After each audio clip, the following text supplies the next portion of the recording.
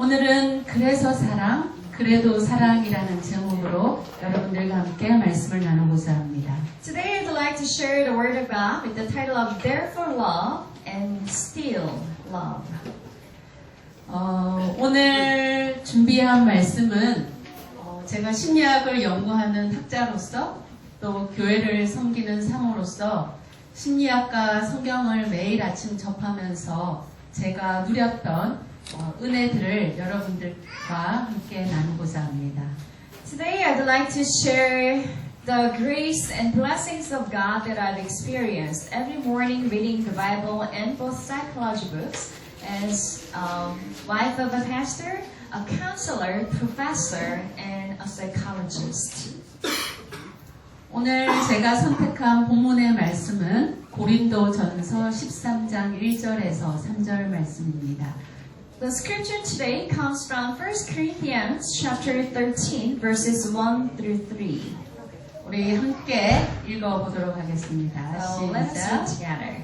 내가 사람의 방언과 천사의 말을 할지라도 사랑이 없으면 소리나는 구리와 울리는 꽹과리가 되고 내가 예언하는 능이 있어 모든 비밀과 모든 지식을 알고 또 산을 옮길 만한 모든이 있을지라도 사랑이 없으면 내가 아무것도 아니요 내가 내게 있는 모든 것으로 구제하고 또 내 몸을 불사르게 내어줄지라도 사랑이 없으면 내게 아무 유익이 없느니라. Shall we try in English together? If I speak in the tongues of men and of angels, but have not love, I am only a resounding gong or a clanging cymbal. If I have the gift of prophecy and can fathom all mysteries and all knowledge, and if I have a faith that can move mountains, but have not love, I am nothing. If I give all I possess to the poor and surrender my body to the flames, but have not love, I gain nothing. 고린도전서 13장에서 바울은 사랑을 굉장히 특별한 방법으로 소개하고 있습니다.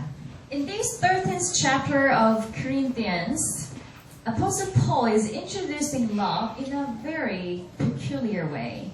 우리가 뭔가를 정의할 때 무엇은 무엇이다라고 정의를 하는데 바울은 사랑이 아니다, 사랑이 없으면이라고 거꾸로 설명을 하고 있는 것입니다.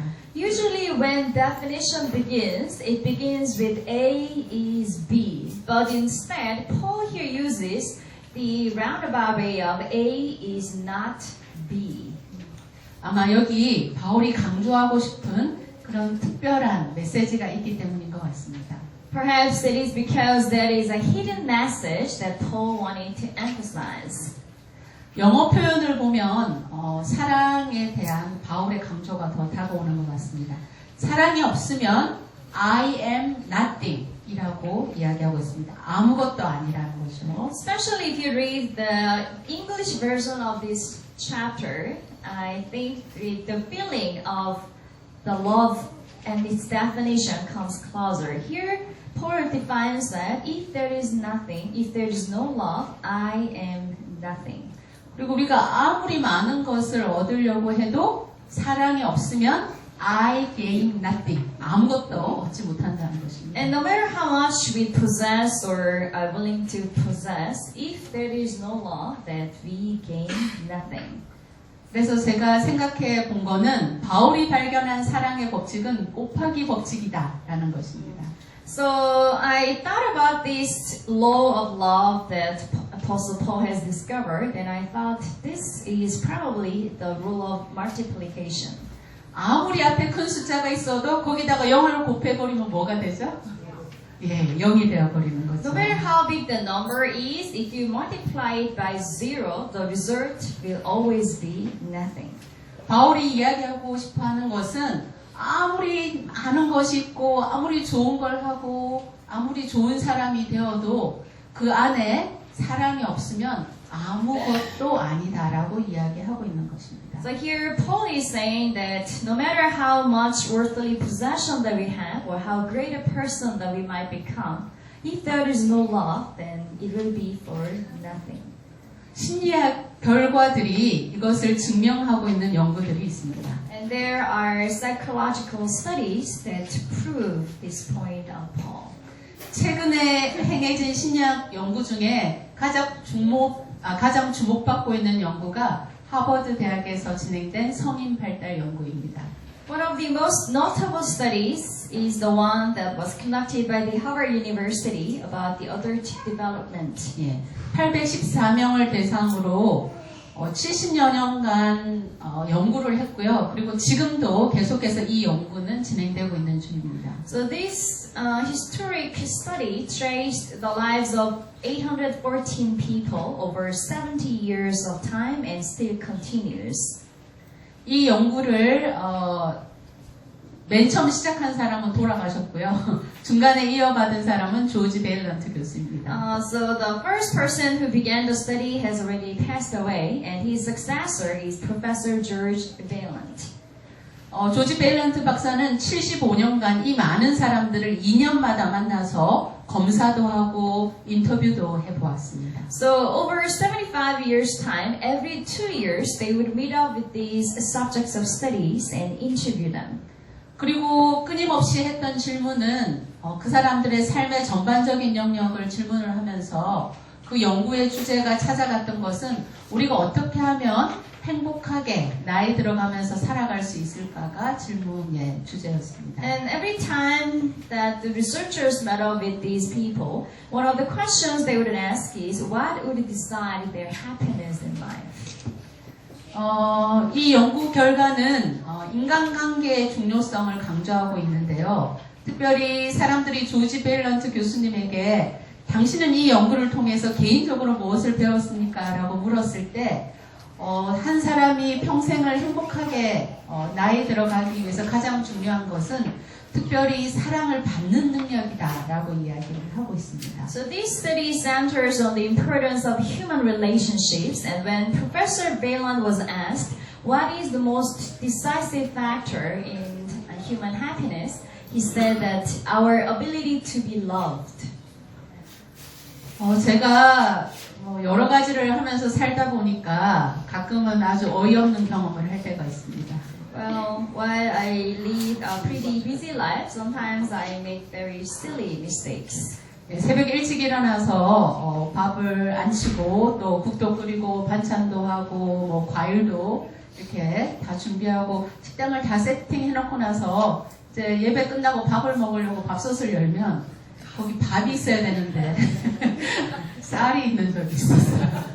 So once I had woken up early in the morning, had washed rice, put it in the rice cooker, made all the side dishes, even prepared the fruits for dessert. But after the morning worship, when I opened the rice cooker, there was the raw rice instead of cooked one. I had forgotten to press the button. 전원을 눌렀지 않아서 거기 밥이 있어야 되는데 쌀이 있는 거죠. So instead of the cooked rice, because of my forgetfulness, there was still the raw one. 그 장면을 보면서 제가 어이없기도 했지만 제 머릿속에 떠오르는 생각도 있었습니다. Well, I was a bit embarrassed, but there was another thought that came to my mind.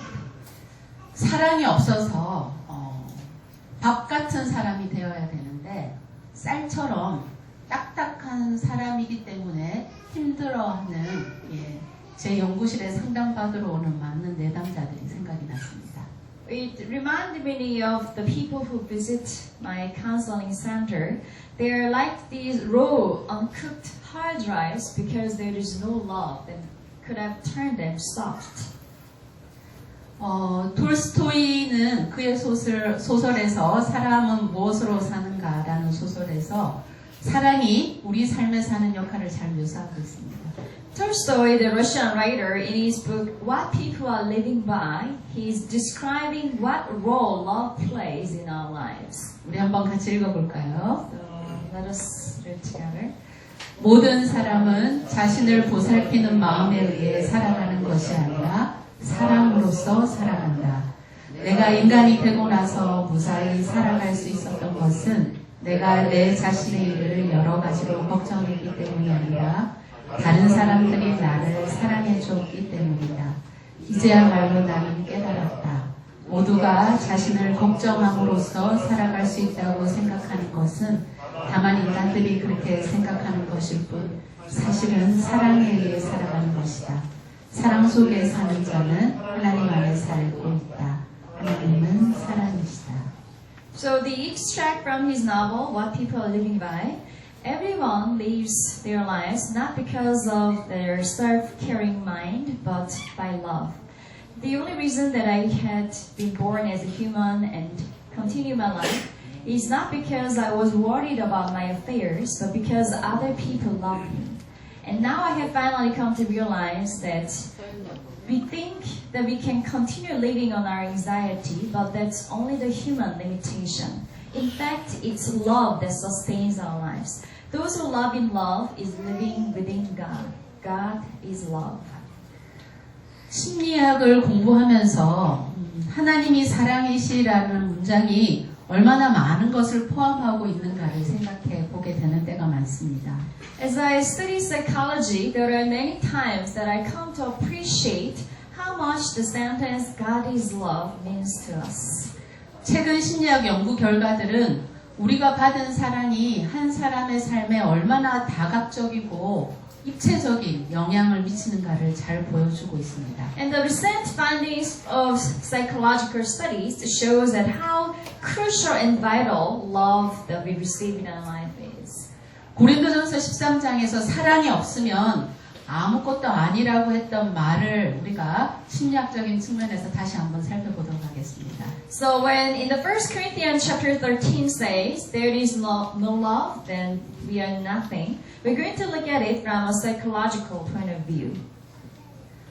심리학에서는 사랑의 근원, 그러니까 우리가 사랑받고 사랑하는 것과 연관된 개념을 애착이라고 표현을 하고 있습니다. In psychological term, we call the love or the basis of love attachment. 사람은 정말 무력한 존재로 태어나죠. When people are born into the world as babies, we are pretty powerless. 예, 도와주지 않으면 한순간도 살 수 없도록 그렇게 무력한 존재로 태어납니다. So the newborn babies are the powerless beings that they cannot survive without others' help, even for a short time. 그리고 아이들도 아주 어렸을 때 생존하기 위해서 양육자에게 아주 적극적으로 구애하는 하는 것들을 볼 수 있습니다. And the children, especially under the age of 5 months, they actively reach out to their caregivers for their survival.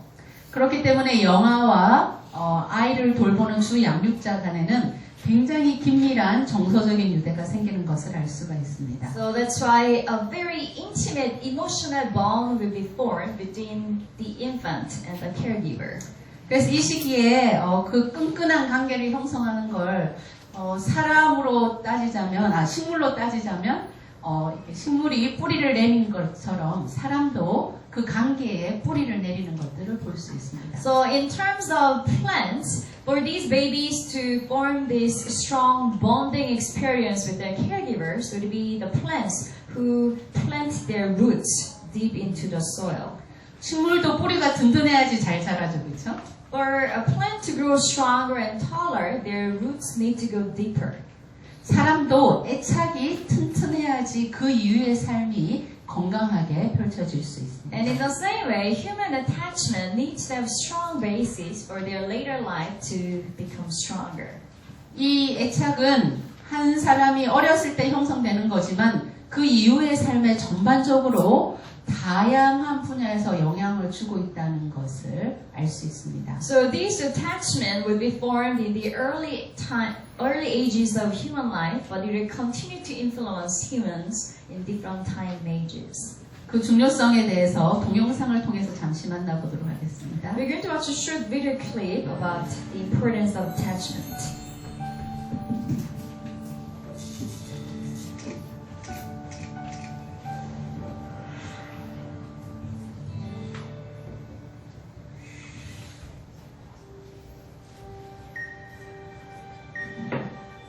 Infancy, from birth until the age of 3 years old.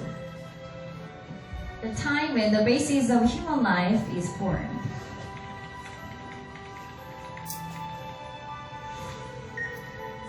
80% of brain will be developed before you reach the age of 2.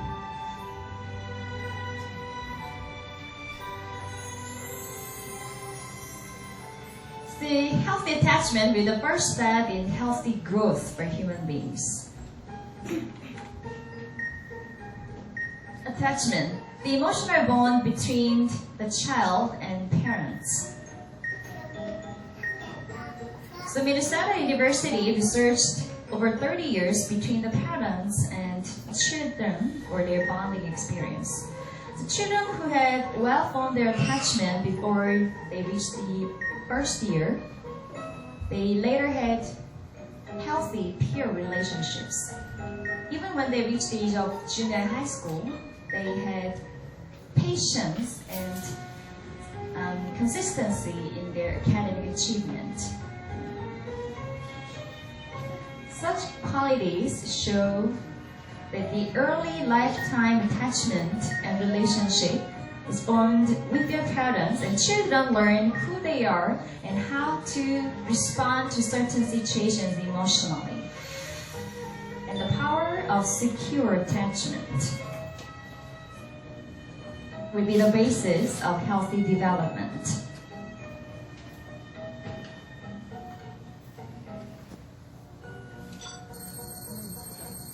Development of social qualities. A child who's raised by understanding parents will also become a trusting person to others. And development of self-control ability. Based on the secure attachment, the child will learn how to control and resist their own desires. And linguistic development. The sensitive and immediate response of the caregiver will be the basis of true communication. Brain development. A emotionally secure child will continually stay curious about the environment. And all these bases of important human development begins in their infancy through their relationship with their main caregivers.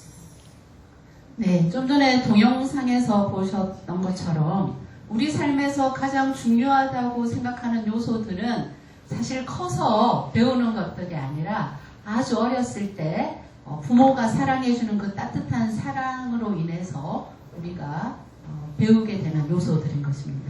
So as we have just seen in the video clip, the important factors in our human life, especially the decisive factors for success for human life, will be formed and established in the early years of infancy. 반대로 이 어린 시절에 애착이 잘 형성되지 않으면 여러 어려움들을 삶에서 경험하게 됩니다. On the other hand, if these attachments were not formed timely early enough in their lives, people will experience severe difficulties later in their lives.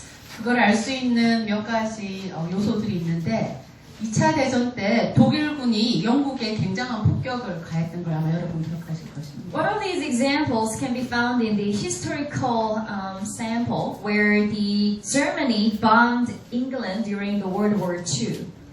그래서 영국에서 아이들을 보호해야 되겠다는 생각 때문에 런던이나 대도시는 폭격이 심하니까 이 아이들을 시골로 대피시키는 그런 아동 대피 프로젝트를 시작했었습니다. So the British government came up with the child evacuation project in major cities like London, where the bombing was the heaviest. They wanted to take the children out of the mega cities and into the countryside where they would be relatively safer. 그래서 82만 명이라는 아이들이 부모를 떠나서 시골에 강제로 이주되었던 그런 적이 있었습니다. So during the period, about 820,000 children were taken from their parents and sent to others' homes in the countryside. 취지는 좋았어요. 아이들을 보호하자는 취지는 좋았는데 전혀 예상하지 못했던 결과가 발생했습니다. So the project had begun on a very good intention to protect the children, but it resulted in unexpected outcomes. 아이들이 엄마를 떨어져 있어서 그 평소보다 훨씬 더 많은 영아들의 사망률을 기록했고요. When they had taken young children from their parents' embraces, more younger children had died unexpectedly during the period. 좀 큰 아이들은 괜찮은데 어린 아이들일수록 피해가 심각했습니다. The younger the children's age was, the more emotional sufferings they went through. 그리고 돌아온 이후에도 아이들이 적응하는데 힘들어했는데요. 우울이나 불안, 또 집중력 저하, 학습 곤란 등을 경험했습니다. And even after the war had ended and they came back to their homes, the children continued to suffer anxiety, depression, lowering their attention, and academic challenges. 그래서 이 영국의 아동 대피 프로젝트를 통해서 어린 시절에 갑작스럽게 주 양육자를 떠나서 이별하는 것이 심각한 정신적 트라우마와 장기적 후유증을 남긴다는 것을 알게 되었습니다. So through this child evacuation project in England, we have come to realize that the sudden separation from their main caregivers can cause severe emotional and psychological trauma and long-lasting aftermath. 요즘 미국에서 포대기가 많이 팔리는 거 아세요? One part of the Korean waves, the popular Korean culture in America, is something called 포대기. 그리고 예전에는 미국 사람들이 아이들을 떨어뜨려 놓고 재웠잖아요. 그게 지금 현재 미국이 경험하고 있는 심리적, 정신적 어려움의 근원이라는 게 밝혀져서 요즘에 미국 사람들이 아이를 데리고 자고 포대기로 아이를 업고 다니고 이제 그렇게 하는 것, 동양의 방법을 따라하기 시작했습니다. It has been said that the reason why a lot of adults in America go through the emotional anxiety is because their early separation from their parents in their infancy. So by using 포대기, which is the cloth wrap that you can carry your children attached to your bag or the bosom, will hopefully increase that emotional bond between the babies and the parents. 그래서 아이가 울 때 안아주고 젖을 주고 또 이렇게 토닥거리고 이렇게 아이를 잘 돌보는 것이 아이에게 해줄 수 있는 가장 중요한 요소라는 것이 심리학자들이 최근에 가장 발견한 중요한 그런 기별인 것 같습니다. So the recent findings of the psychologists is that when the baby cries out, reaches out to the parents, the best thing that you can do is to hug them, pet them, and give them the loving support. 그런데 반대로 그렇게 아이들이 어떤 욕구가 있고 사랑을 받고 싶어 할 때 지속적으로 거절당하고 또 그런 것들이 외면당하게 되면 애착 손상이 생기는 것을 알 수 있습니다. But we can also see on the other hand, when the children continually experience rejection or ignorance by their parents, it will leave them long-lasting scars. 어린 시절에 받은 그 엄마와의 관계가 우리 마음속에 어떤 틀을 만드는 것 같아요. Because the love and the care that we receive from our parents, especially mothers, will help us form the structure in our mind. 그래서 그 이후의 관계는 우리 마음속에 있는 틀이 계속 비슷한 관계를 찍어내게 되는 것 같습니다. And in the later relationships, we will tend to copy the same format of the love that we had received and had given in earlier life. 그래서 어린 시절 애착 관계는 형제 자매 관계와 비슷한 모델을 또 학교 가면 친구와 또 커서 성인이 되면 연인과 결혼하면 부부 관계에서도 동일하게 반복되는 것들을 볼 수 있습니다. So this format of attachment style that we have established early in our lives, we can see them being repeated later when we go to school with our relationship with our classmates, maybe later with our boyfriends and girlfriends, and even with our marital spouses after marriage. 그 애착은 우리가 사랑하는 그런 어떤 패턴을 만들어내는데 4가지 패턴이 있는 것들을 알 수가 있습니다. So there are 4 different types in these emotional attachment patterns. 애착이 건강하지 않은 첫 번째 유형은 불안 집착형입니다. First is anxious, preoccupied style. 이 사람들은 사랑을 굉장히 강렬하게 받고 싶어하는 사람들. These type of people crave intense expression of love from others. 제가 대학에서 이런 여학생들을 상담을 해보면 항상 남자친구가 바뀌어요. 그렇지만 누군가는 항상 있어야 합니다.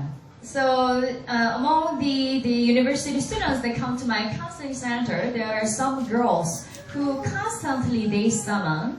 The boyfriend might change, but they're always in a relationship or another. 이 사람들은 자기가 사랑을 받고 싶기 때문에 누군가에게 사랑 표현도 자주 합니다. Because they want to receive love from others, they will also express love more often. 그렇지만 걱정도 많고 또 충동성도 높은 편입니다. But at the same time, they are more impulsive and more anxious with their expression of love. 그리고 자신감이 좀 부족하고요. And they lack self-esteem. 그렇기 때문에 어떤 책임을 지거나 이런 것들을 또 무서워하기도 And 합니다. also are hesitant to take on any responsibility. 그래서 저희가 이런 유형은 사랑 중독이라고 이야기하기도 합니다. So another name that we call by these people is the love addicted. 또 다른 유형은 조금 반대 유형인데요. 이 사람들은 누군가랑 관계를 맺는 것들을 힘들어하는 사람이 있습니다. The second type of people are the pretty opposite of the first group. They are a little worried. They are hesitant to form any relationship. 그래서 누군가가 자기를 가까이 하려고 하면 좀 불편해하는 사람들. So when others try to reach out to them, these people would feel they'd like to avoid them. 그래서 좀 관계에 대해서 방어적인 사람들이 되는 So 거죠. they are very self-defensive about forming new relationships. 더 안 좋은 유형은 공포 회피형입니다. Well, even worse is the fearful avoidant style. 아까 앞에 있는 두 유형이 합쳐진 유형이라고도 할 수 있는데요. So this fearful avoidant is kind of a combination of the first anxious, preoccupied, and second dismissive avoidant style. 이 사람들은 누군가한테 내적으로는 굉장히 사랑을 받고 싶습니다. So inwardly, they long to be loved by others. 그렇지만 누군가에게 거부당할까봐 거절에 대한 두려움 때문에 표면적으로는 관계를 멀리하는 사람. But out of fear of being rejected by others, on the surface, they will try to stay distant from the others. 자기 자신에 대해서도 자신감이 없고 또 다른 사람들도 조금 부정적으로 보는 사람들. So they lack the self-esteem and at the same time view the others in a negative way.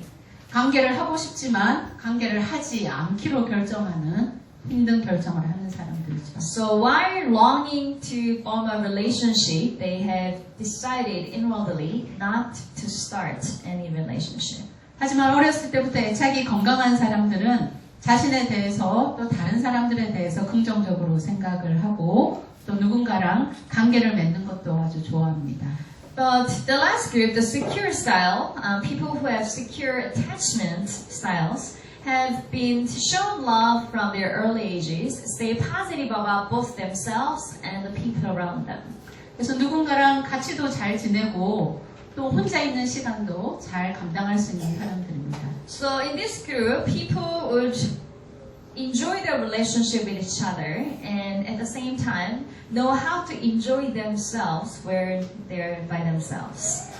그래서 저희가 연구를 해보면 그 애착 관계에 따라서 연애 스타일이 정해지는 것들을 볼 수 있어요. So psychologically speaking, these types of attachment style can also influence how you would date others. 그래서 안정 애착인 사람들이 관계도 굉장히 건강하고 지속적으로 잘 유지시켜 나가는 것을 볼 수 있습니다. So studies show that people from this secure attachment style group can hold healthier relationship with their boyfriends or girlfriends. 근데 최근 연구 중에 굉장히 재미있는 것은 우리가 가진 애착이랑 우리의 신앙생활도 연결되어 있다라는 연구입니다. And yet another interesting recent findings have shown us that there is an interesting relationship between our emotional attachment and our spirituality. 안정 애착인 유형의 사람들이 신앙생활도 안정적으로 한다는 거예요. The studies have shown that people from the emotionally secure attachment group tend to also hold secure spiritual life. 반면에 불안정한 애착을 가진 사람들은 하나님과의 관계에서도 불안정한 그런 모습을 보이는 것들을 알 수가 있습니다. On the other hand, people who have insecurity in their emotional lives we also tend to be impulsive and emotional in their relationship with God. 그래서 컬크 패트릭이라는 사람은 이 종교적인 신앙과 종교적인 행동이 성인 애착 경험과 관계가 있다는 여러 연구들을 진행하면서 하나님과의 관계에 있어서도 중요한 것이 사랑이다라고 이야기를 하고 있습니다. So a scholar named Kirkpatrick has shown through his studies that the spiritual religious faith and religious action has strong bond with the emotional attachment. That just like the relationship between the infant and the mother, between man and God, there need to be the emotional bonding experience. 그런 의미에서 이런 성경절들은 참 의미심장하다라고 생각을 So 합니다. in that way, these following Bible verses are very significant. 이 세상에 기독교를 제외하고 어느 종교에서도 하나님과 우리와의 관계, 그러니까 신과 인간 간의 관계를 부모 관계로 표현하는 종교는 없는 것 같습니다. Christianity is the only form of religion where they define the relationship between God and the worshippers as a relationship between father and the children. 너희는 다시 무소하는 종의 영을 받지 아니하였고 양자의 영을 받았으므로 아바 아버지라 부르짖느니라. That's why in Romans chapter 8 it says, For you did not receive a spirit that makes you slave again to fear, but you received the spirit of sonship, and by him we cry, Abba, Father.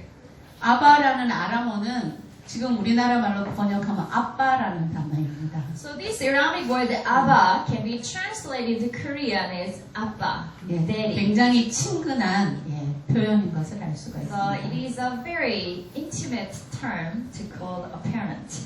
너희가 아들인 고로 하나님이 그 아들의 영을 우리 마음 가운데 보내사 아바 아버지라 부르게 하셨느니라. And again in Galatians chapter 4 it says, Because you are sons, God sent the Spirit of His Son into our hearts, the Spirit who calls out, Abba, Father. 애착을 연구하면서 아바 아버지라 부르게 한 이유를 알게 된 것 같습니다.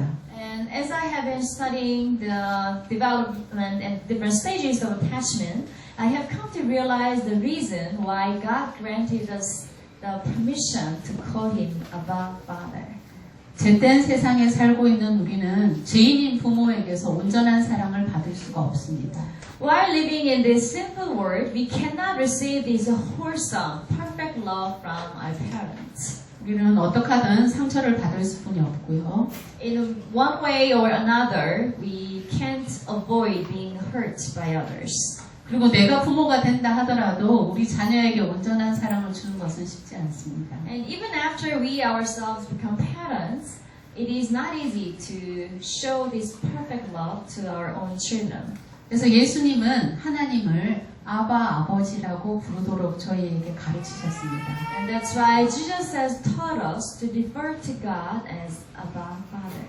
그래서 하나님 아버지라고 부르면서 기도하도록 우리에게 훈련시키셨습니다.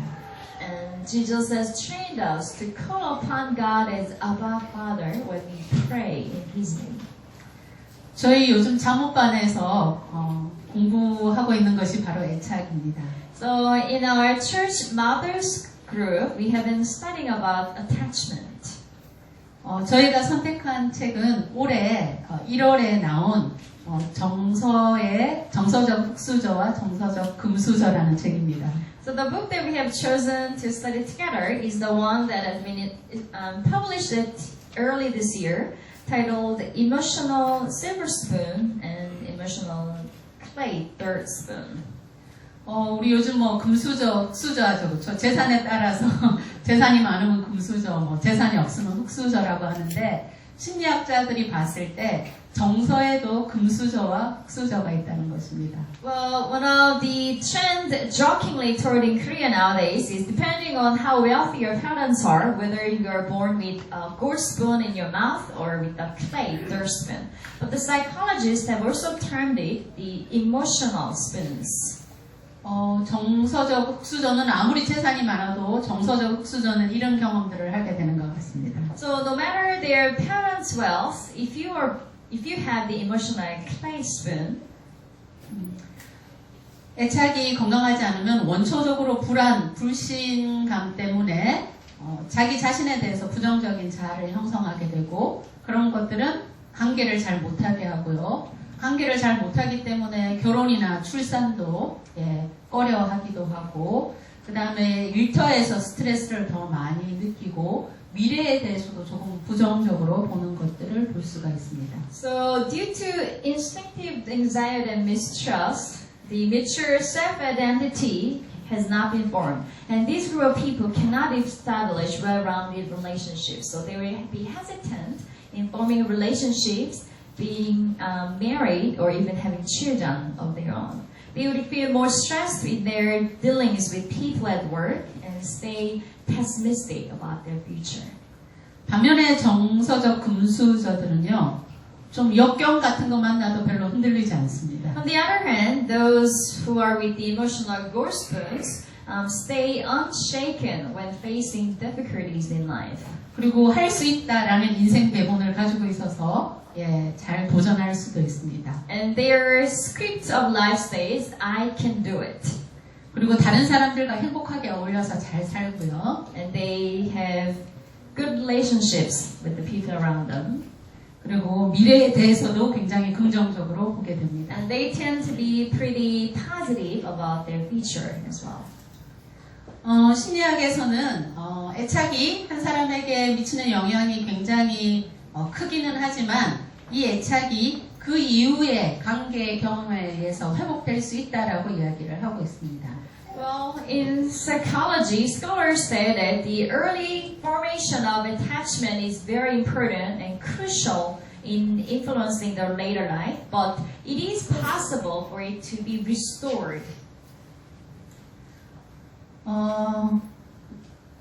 하나님이 우리에게 새 계명을 주신 이유를 그래서 다시 알게 된 것 같습니다. And I think it is one of the reasons why God has given us the new commandment. 하나님은 우리가 언제든지 우리 삶에 중요한 영향을 미치는 애착을 우리가 건강하게 회복하기를 원하셨던 것 같습니다.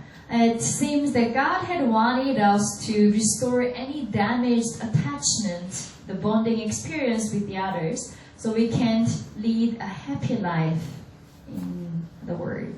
그래서 성경에는 사랑한다라는 표현이 굉장히 많이 나오고 있어요. So throughout the Bible, many times is mentioned the word love. 저희 요한복음 13장에 있는 이 새 계명을 한번 읽어보도록 하겠습니다. So let us 시작. read together from John. 새 계명을 너희에게 주노니 서로 사랑하라. 내가 너희를 사랑한 것 같이 너희도 서로 사랑하라. 너희가 서로 사랑하면 이로써 모든 사람이 너희가 내 제자인 줄 알리라. Shall we? A new command I give you, love one another. As I have loved you, so you must love one another. By this all men will know that you are my disciples, if you love one another. 이걸 심리학적으로 바꾸면요. 내가 너를 사랑하니까 내 사랑을 받고 너도 건강하게 사랑하면서 살아라 이 말이고 그 다음에 너 주변에 있는 애착이 건강하지 않은 많은 사람들을 사랑해줘서 그 사람들도 건강하고 행복하게 살 수 있도록 도와주어라 라는 말씀인 것 같습니다. So here this command by God, psychologically interpreted, would be that now receive and accept my love. So through this love, that you can share this wholesome love with the others, and even those with damaged attachment and experiences can be healed and restore their faith and attachment. 서울대 권성만 교수님은 사랑의 주된 기능은 상처를 위로하는 것이다. 나약한 존재로 험한 세상을 살아가면서 우리는 크고 작은 상처를 입는다. 그러한 상처를 서로 치유하고 삶의 의욕을 되찾게 해주는 것이 사랑이다. Here, Professor Kwon of Seoul National University in his book has mentioned that the main function of love is to heal the wounds. That as fragile beings in this harsh world, that we experience emotional and big or small damages in life. And for us to heal these wounds of each other and to help others to restore their willingness to live, that is love. 저는 목동학원교회가 이런 사랑이 흘러넘치는 교회가 되었으면 좋겠습니다. I hope and pray that our Mokdong Church will become a church overflowing with such love. 일주일 동안 상처받고 힘들었던 우리가 이곳에 오면 받은 사랑, 나누는 사랑으로 치유받고 또 한 주를 살아갈 수 있는 힘을 얻는 곳이 이곳이 되었으면 좋겠습니다. I pray that when we come to this church, that through the love that we receive and we also give, that our hearts, our broken hearts will be healed, that we can help each other to restore their relationships as well.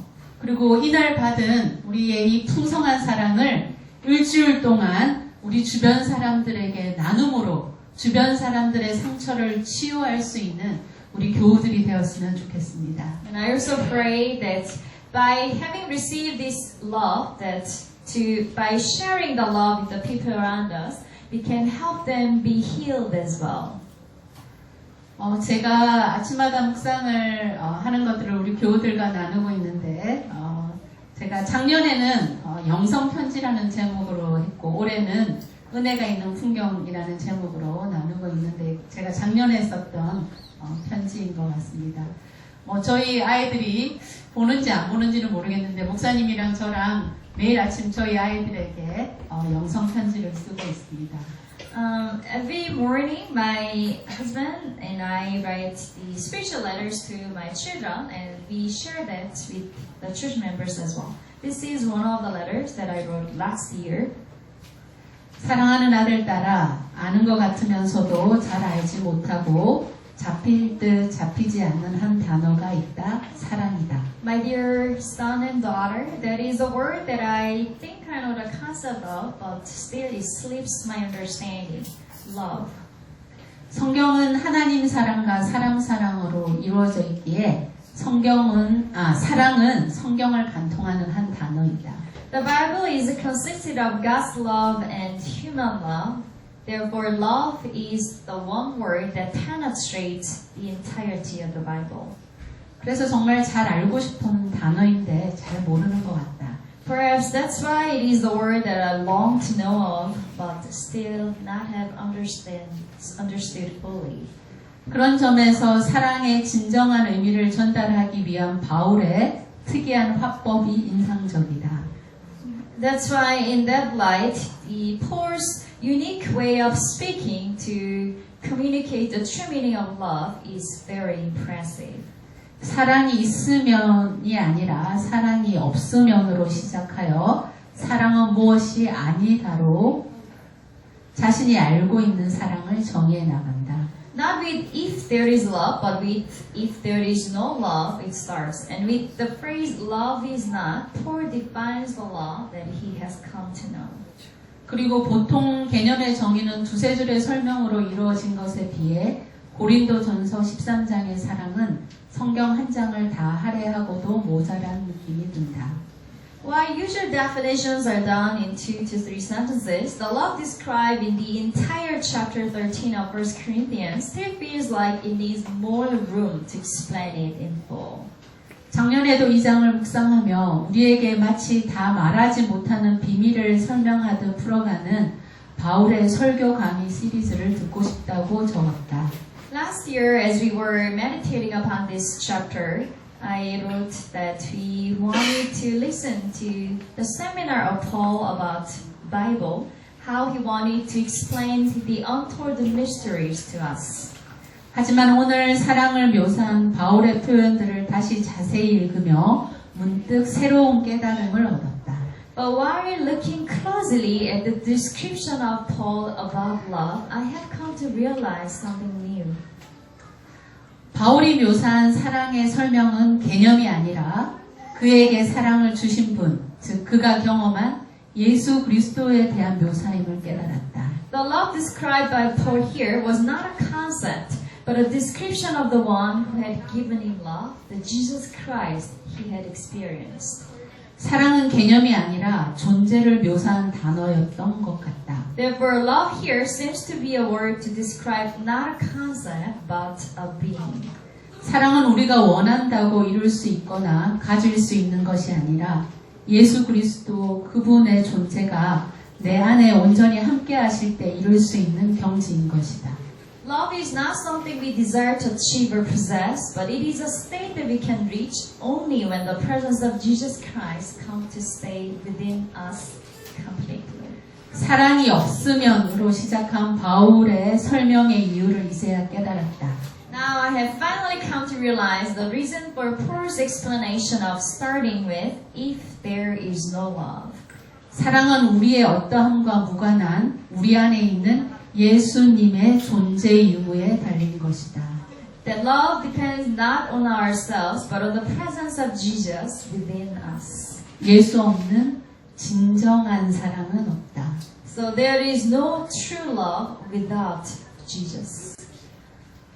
하나님이 우리를 사랑하시는 사랑을 우리가 알고 믿었노니 하나님은 사랑이시라. 사랑 안에 거하는 자는 하나님 안에 거하고 하나님도 그의 안에 거하시느니라. And so we know and rely on the love God has for us. God is love. Whoever lives in love lives in God and God in Him.